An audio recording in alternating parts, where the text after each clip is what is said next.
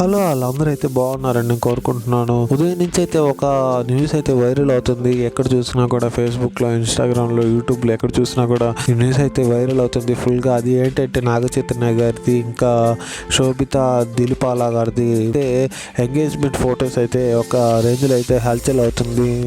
ముందుగా సమంత గారిది నాగచైతన్య గారి డైవర్స్ అయితే అదైతే ఫుల్ వైరల్ అయింది. ఇప్పుడైతే వీళ్ళిద్దరు ఫొటోస్ అయితే వైరల్ అవుతుంది. ఈరోజు చూసుకుంటే 8/8/2024 ఈరోజు నాగార్జున గారు బిగ్ బాస్లో కూడా అనౌన్స్ చేయడం జరిగింది. ఇట్లా చూస్తే వీళ్ళిద్దరిది ఎంగేజ్మెంట్ ఫొటోస్ అయితే రిలీజ్ చేయడం కూడా జరిగింది.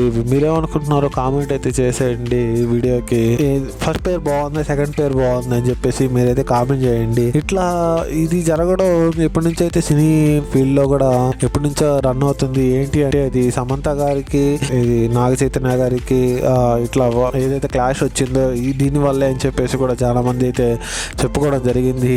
ఇది వీళ్ళిద్దరు డేట్ అయితే కూడా ఫస్ట్ నుంచి అయితే ఉన్నట్టు మనం అయితే చెప్పుకోవచ్చు. ఎవరిదైతే నాగ చైతన్య గారిది, ఇంకోటి శోభిత దిలీపాల ఆమె గారి ఇద్దరు డేట్ అయితే ముందు నుంచే రన్ అవుతుందని మేమైతే చెప్పుకోవచ్చు. దీనివల్ల కూడా మన క్లాష్ అయితే వచ్చిందని ఒక విధంగా చెప్పుకోవచ్చు.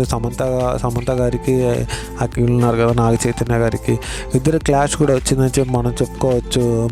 ఇంకా మొత్తం ఈరోజు అయితే ఇది హాట్ టాపిక్గా మనం చెప్పుకోవచ్చు. ఇది అయితే ఎక్కడ చూసినా వైరల్ అవుతుంది, ఫుల్ వైరల్ అవుతుంది. దీనికి ముఖ్య కారణం కూడా అదే అని మనం చెప్పుకోవచ్చు. ఏదైతే వీళ్ళిద్దరు విడిపోవడానికి కూడా ఫస్ట్ నుంచి వీళ్ళిద్దరు క్లోజ్గా ఉండడమే, మధ్యలో వీళ్ళకి గొడవలు వచ్చి సమంత గారికి, నాగ చైతన్య గారికి విడిపోవడానికి కూడా కారణం అని మనం చెప్పుకోవచ్చు. మీరేమనుకుంటున్నారో కామెంట్ అయితే చేసేయండి గాయస్.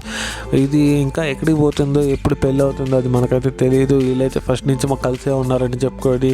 సినీ ఫీల్డ్లో కూడా ఒక అంచనా చాలా మంది చెప్పుకోవడం కూడా జరుగుతుంది. మీరేమనుకుంటున్నారు కామెంట్ అయితే చేసేయండి. Thank you guys.